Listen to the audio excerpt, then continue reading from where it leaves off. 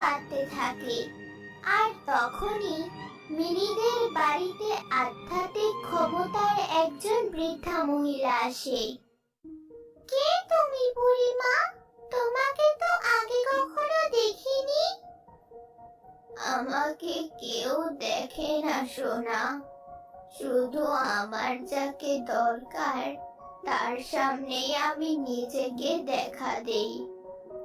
এখন বলো তো, এভাবে কাঁদছো কেন তুমি?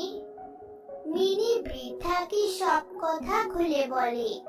সব শুনে বৃদ্ধা মুচকি এক হাসি দেয় আর নিজের জাদুর সাহায্যে মিনিকে একটি আইসক্রিমের বাড়ি উপহার দেয়।